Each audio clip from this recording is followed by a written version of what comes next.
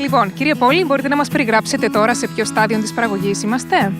Μετά το φύτεμα που έκαναμε, έρχεται ο κύριος ο υπάλληλός μας με τον τσίλιντρο και τσιλιντρίζει όλα τα χωράφια που είναι σε σπόρι. Το τσιλίντρισμα γίνεται για δύο λόγους. Ο ένας λόγος είναι για να είναι ομοιόμορφοι οι σπόροι, να μην έχει ανομαλίες, για να μπορούν την ώρα που τα μαζεύουν να τα μαζεύουν πιο εύκολα. Και ο δεύτερος λόγος, είτε χειμώνας είναι, είτε καλοκαίρι, όποτε μας βρέξει το χειμώνα ή το καλοκαίρι που ποτίζουμε, κρατεί περισσότερο υγρασία ο σπόρος που κάτω.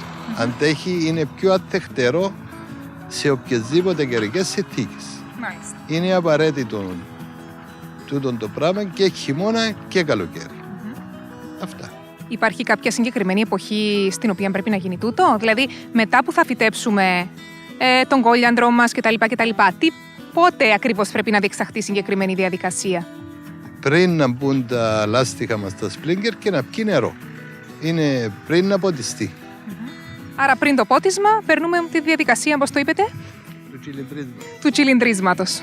Κύριε Πόλη, έχουμε τελειώσει το κυλίντρισμα μας, σωστά? Ναι. Τώρα είμαστε στη φάση που τοποθετούμε τα λάστιχα. Όπως μου είχετε πει πριν, σε μια συζήτηση που είχαμε, τα λάστιχα πρέπει να τοποθετηθούν με συγκεκριμένο τρόπο. Μπορείτε να μου περιγράψετε με ποιο κριτήριο τοποθετούνται τα λάστιχα? Τα λάστιχα μετά το τσιλίντρισμα, ερχόμαστε εδώ, πρέπει να τα αφήκουμε να πιάνουν πίεση, τα σπλίνκερ να μην είναι γυρτά, να είναι κάθετα και πρέπει να είναι σταυρωτά για να μπορεί την ώρα που γυρίζει το σπλίνκερ να πιάνει όλο το χωράφι. Και προσθέτουμε σε κάποια μέρη που αλλάσουν τα λάστιχα, αλλού διπλώνουμε τα πιο πολλά για να πιει ομοιόμορφα το χωράφι που είναι φυτεμένο. Διαδικασία που κάνουμε τώρα οι ανθρώποι. Ό,τι φυτών και φυτέψουμε, πρέπει συγκεκριμένα τα λάστιχα να τοποθετηθούν σταυρωτά ή δεν έχει σημασία, ανάλογα του φυτού? Τα λάστιχα είναι κάθετα που τοποθετούνται, απλώς τα σπλίνκερ να είναι σταυρωτά, να μην είναι απέναντι το έναν πίσω από το άλλο. Το καλό θα είναι περίπου στην ίδια απόσταση να εξέχει το ένα που το άλλο 2 με 3 μέτρα, γιατί κάθε 5 μέτρα είναι η απόσταση το σπλίνκερ. Έτσι, το ένα δίπλα από το άλλο, όταν είναι στα 2-3 μέτρα, περίπου είναι στο ενδιάμεσο. Μάλιστα. Ωραία. Έτσι, είπαμε ότι πρέπει να έχουν πίεση, πρέπει να είναι κάθετα και να είναι το σταυρωτά, όπως σας το εξήγησα.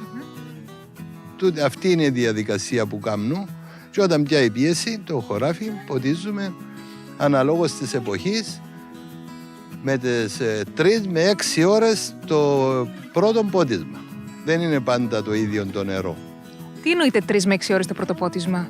Εννοούμε ότι για να πιει το πρώτο πότισμα, για να έχει βάσεις καλές, για να βλαστήσει το φυτό σωστά και να έχει υποδομή, χρειάζεται και το ανάλογο πότισμα. Στους 12 μήνες το χρόνο που έχουμε δεν είναι πάντα το ίδιο.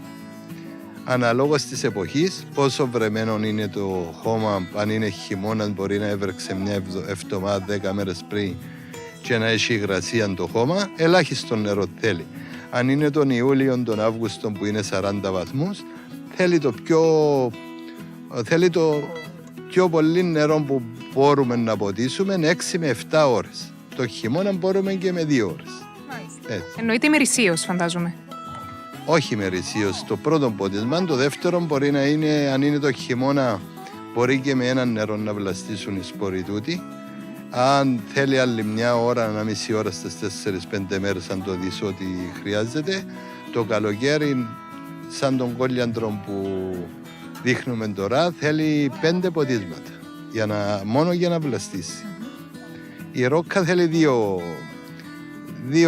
δύο ποτίσματα, έναν το καλοκαίρι 5 με 6 ώρες και την άλλη ημέρα ακριβώς 2 ώρες και η ρόκα στις 4 μέρες βλαστά. Ο κόλιαντρος θέλει 10 μέρες. Δεν είναι οι σπόροι με τον ίδιο τρόπο που ποτίζουμε και βλαστού. Άλλος σπόρος κάνει 4 μέρες, άλλος 10, άλλος 12, ο μαϊτανός θέλει 15 και αναλόγως πόσο νερό που χρειάζονται τα φυτά τους δίνουμε. Μετά που τοποθετήσαμε τα λάστιχα και τα σπλίνκερ στη σωστή τους θέση, μπορούμε να ανοίξουμε τόσες γραμμές όσον η πίεση που το ένα λαστιχό μέχρι το άλλο να σταυρώνει κανονικά και να έχει περίπου 4,5 με 5 μέτρα που είναι η απόσταση του μιου του λαστίχου με την άλλη. Η πίεση που υπάρχει στο νερό δεν πρέπει να έρχεται ως τη μέση. Πρέπει για να καταλάβεις ότι είναι σωστή η πίεση, πρέπει που το ένα λάστιχο που είναι το σπλίνκερ να πάει στο άλλο λάστιχο. Μιλούμε για το νερό, δηλαδή το νερό πρέπει, βασικά η πίεση πρέπει να είναι τέτοια που να στέλνει το νερό μέχρι το άλλο λάστιχο. Σωστά κατάλαβα? Έτσι, σωστά. Μπράβο. Και το άλλο λάστιχο περίπου είναι 4,5 με 5 μέτρα.